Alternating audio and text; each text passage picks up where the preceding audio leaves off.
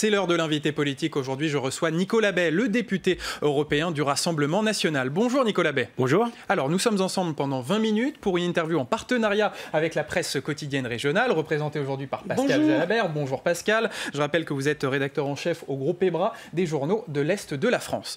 Alors, on va commencer par parler de l'affaire Fillon, une affaire relancée par les propos de la procureure nationale financière de l'époque, Éliane Houlette, qui a affirmé avoir subi des pressions de la part de sa hiérarchie. Le président de la République a demandé au Conseil supérieur de la magistrature de faire toute la lumière sur cette affaire. Est-ce que cette affaire, au final, a faussé l'élection présidentielle ?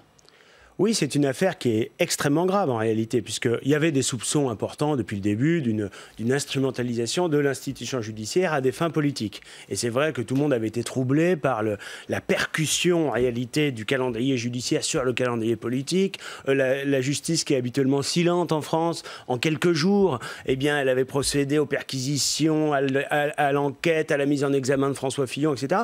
Au-delà du fond du sujet, sur lequel je ne me prononcerai pas, on voit bien qu'il y avait une volonté finalement d'utiliser la justice pour empêcher François Fillon d'être candidat, ou en tout cas d'être candidat dans de bonnes conditions. Donc il y avait une vraie manœuvre politique. Au moment de la création du parquet national financier, certains avaient dit attention, on voit bien que ça peut être utilisé à des fins politiques. Et évidemment, on nous avait dit mais non, pas du tout. On voit bien qu'en réalité, le parquet national financier, ça n'est pas un outil judiciaire, c'est d'abord un outil politique. Et c'est extrêmement grave parce qu'aujourd'hui, on donne beaucoup de leçons d'état de droit à tout un tas de pays, à la Hongrie, à la Pologne, je le vois au Parlement européen. Par contre, en France, on a aujourd'hui une dérive très inquiétante qui est l'utilisation de la justice. Je ne dis pas que tous les magistrats sont concernés, il y en a qui font leur travail de manière avec sérieux, impartialité, etc. Mais on voit bien qu'il y a une volonté d'utiliser la justice pour essayer d'atteindre les responsables politiques. Justement, faut-il en terminer avec ce parquet rattaché à la chancellerie et au garde des Sceaux et nommer uniquement des juges indépendants? Oui, il faut garantir l'indépendance de la justice et ça passe par tout un tas de mesures, pas seulement d'ailleurs en essayant de limiter la tutelle politique sur le parquet, mais également dans le recrutement des magistrats, dans la formation des magistrats. Aujourd'hui, on sait que, par exemple, qu'il y a environ 25% des magistrats qui votent pour le syndicat de la magistrature aux élections professionnelles. Le syndicat de la magistrature, ça n'est pas, contrairement à ce que son nom indique, simplement un syndicat qui défend les intérêts des magistrats sur le plan de leur activité professionnelle, c'est une structure politique et politisée, qui prend des positions politiques, qui appelle à voter, par exemple, contre le Rassemblement national aux élections. Est-ce que des juges, cartés au syndicat de la magistrature, peuvent faire leur travail avec indépendance, honnêteté, impartialité, lorsqu'il s'agit, par exemple, de sujets politiques qui concernent des responsables du Rassemblement national? Évidemment pas. Et justement, au Rassemblement national, est-ce que vous sentez que vous êtes victime d'une justice politique ? On en a un exemple pas plus tard que cette semaine. Rappelons-le, le parquet de Paris a fait appel de la relaxe partielle du Front National concernant une affaire d'escroquerie pour la campagne de 2012. Alors, je résume. Ça fait maintenant 4 ou 5 ans qu'on explique que le Rassemblement national a commis une escroquerie avec l'affaire dite des kits de campagne. Voilà.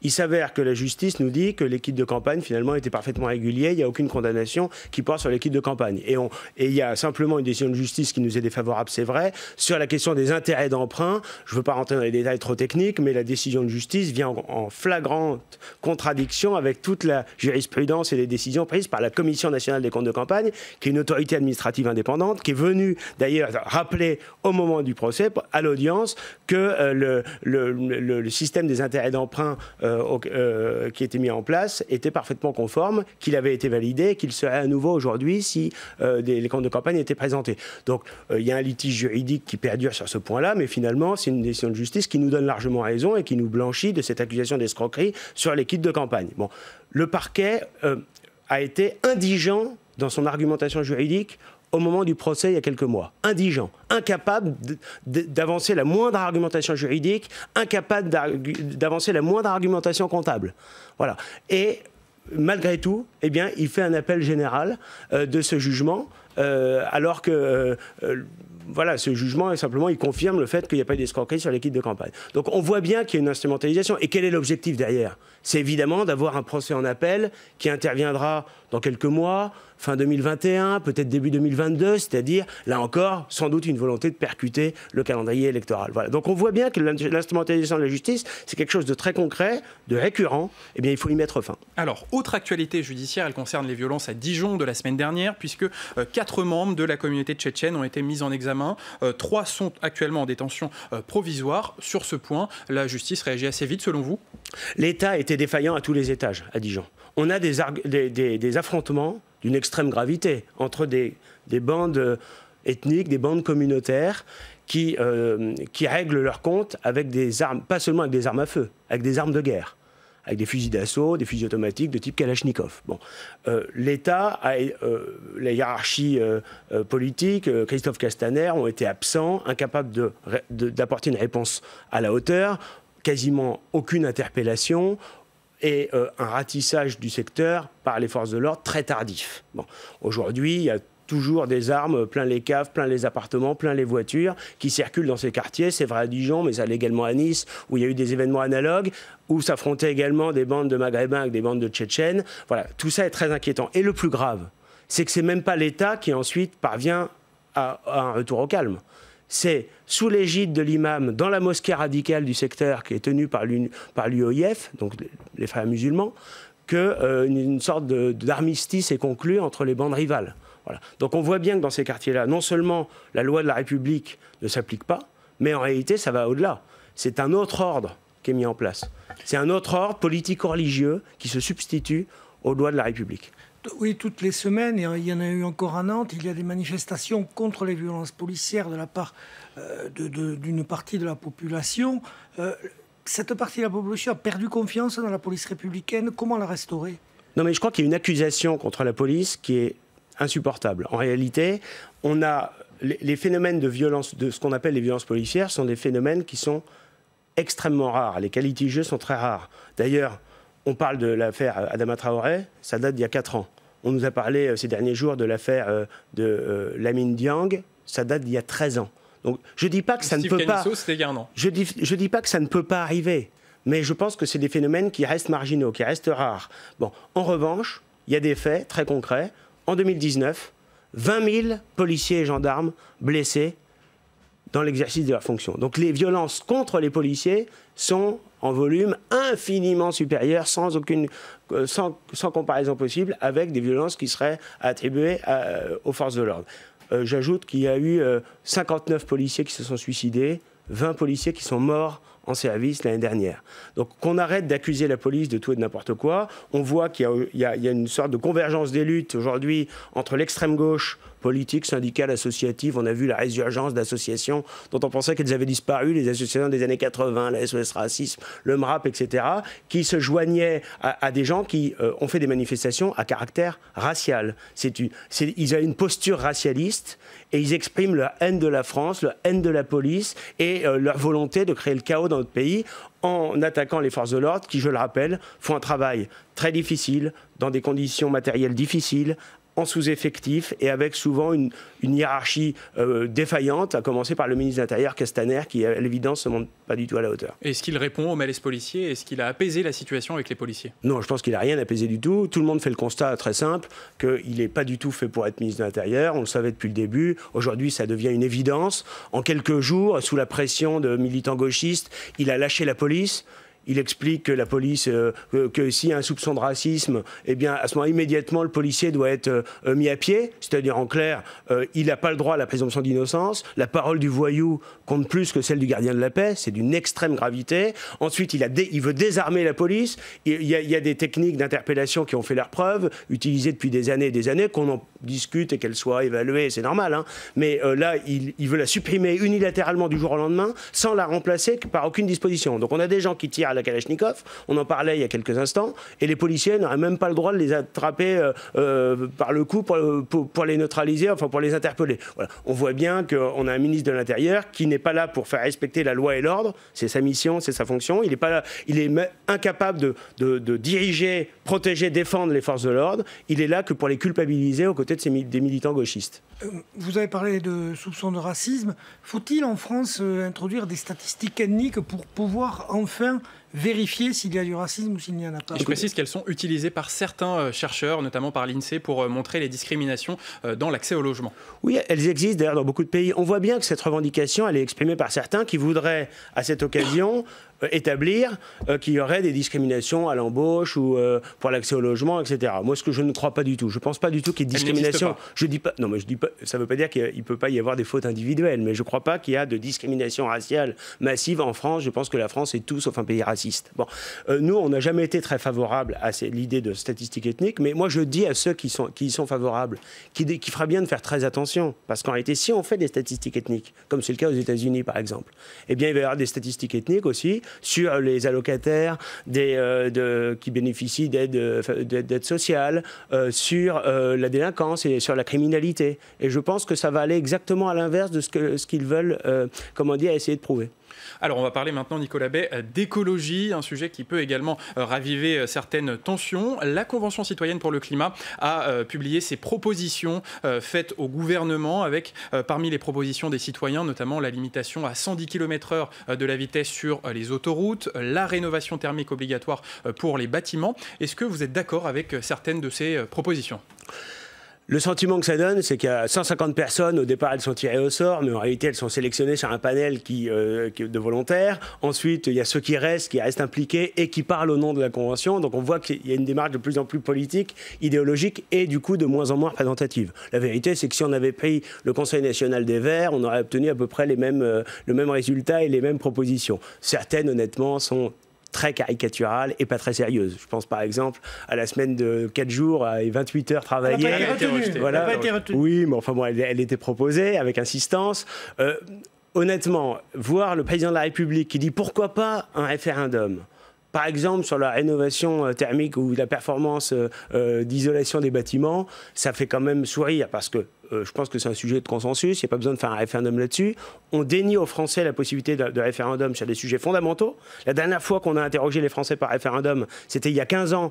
Et leur vote a été piétiné, d'ailleurs, sur le traité constitutionnel européen. Sur l'Union européenne, on ne demande pas leur avis aux Français. Sur l'immigration, on ne demande pas leur avis aux Français. Sur les protections économiques, on finit avec la logique du libre-échange mondialisé. Ça devrait intéresser la Convention pour le climat. On ne demande pas leur avis aux Français. Et dans le même temps, on voudrait nous vendre un petit QCM sur 2-3 dispositions techniques, ou pour certaines très idéologiques. Voilà, ça me semble honnêtement pas à la hauteur. C'est un travail trop idéologique.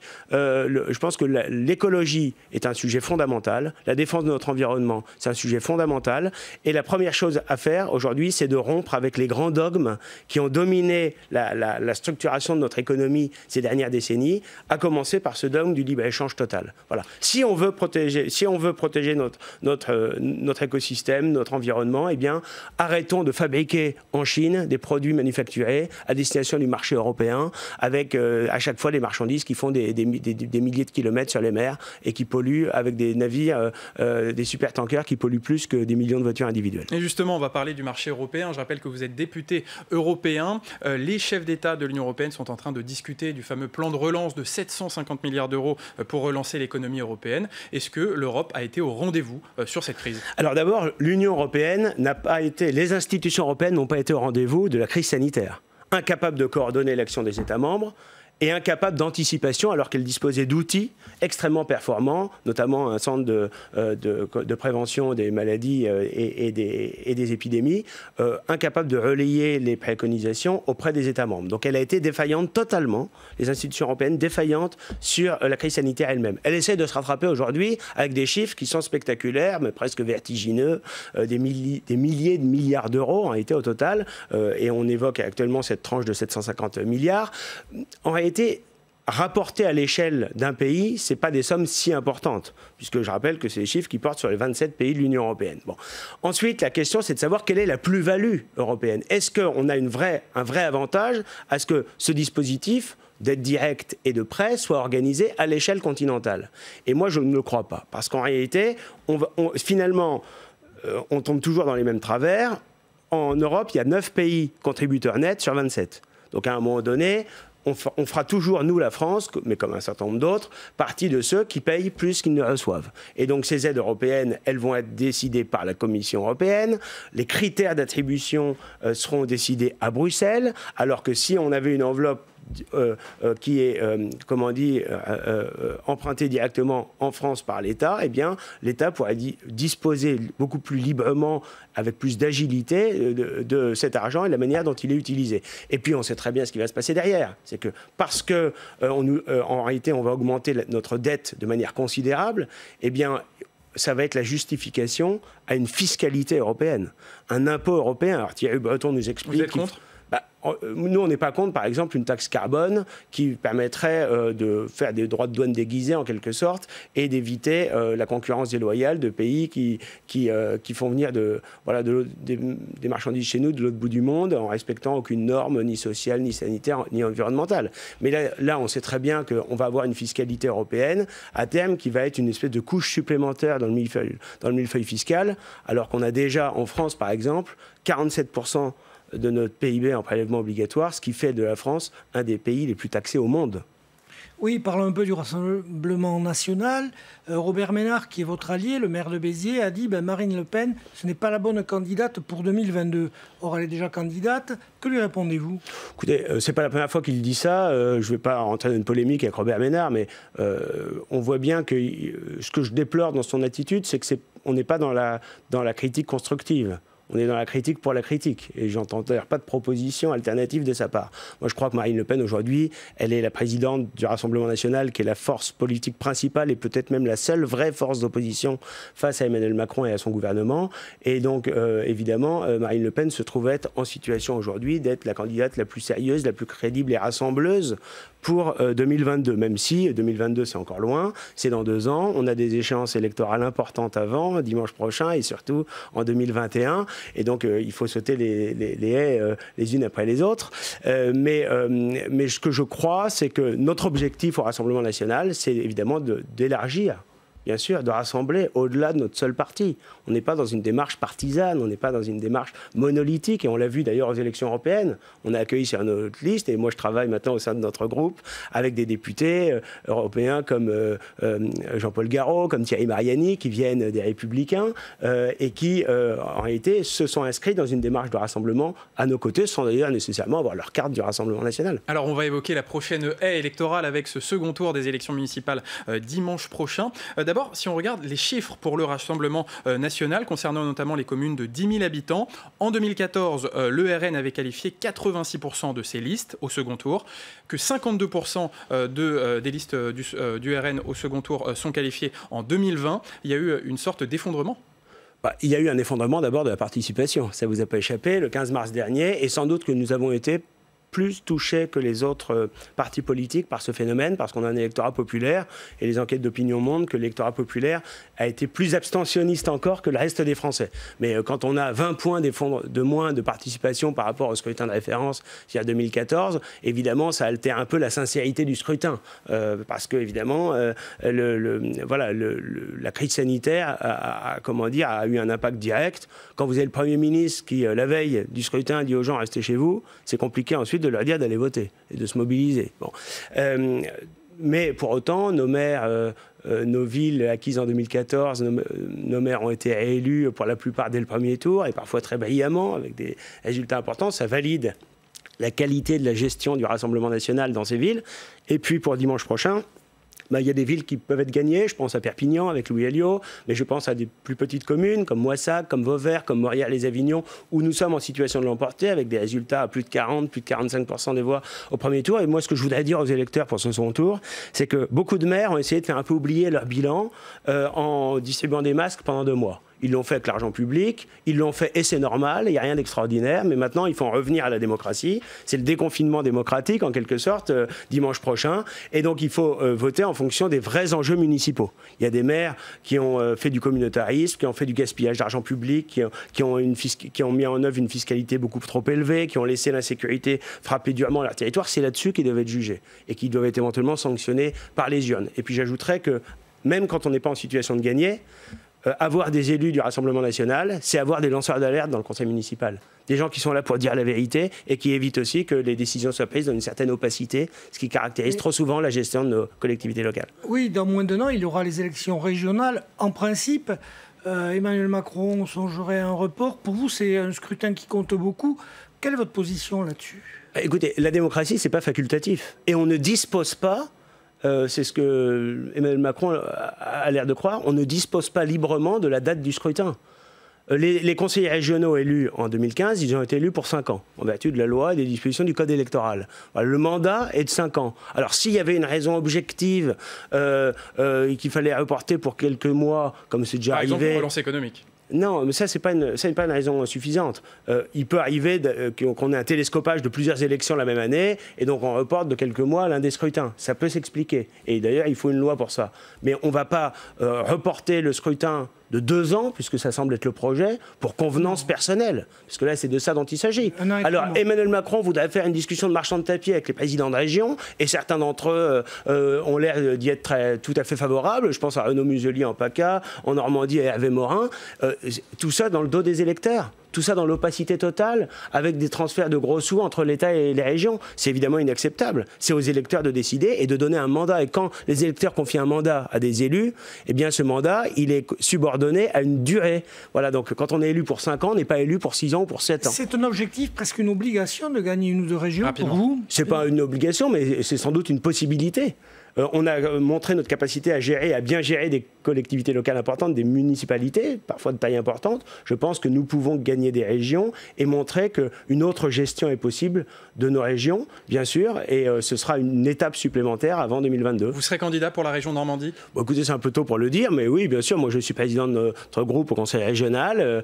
C'est mon implantation locale à laquelle je suis très attaché, la Normandie, bien sûr, et donc je serai présent dans cette bataille. Merci beaucoup, Nicolas Bède, d'avoir été notre invité ce matin.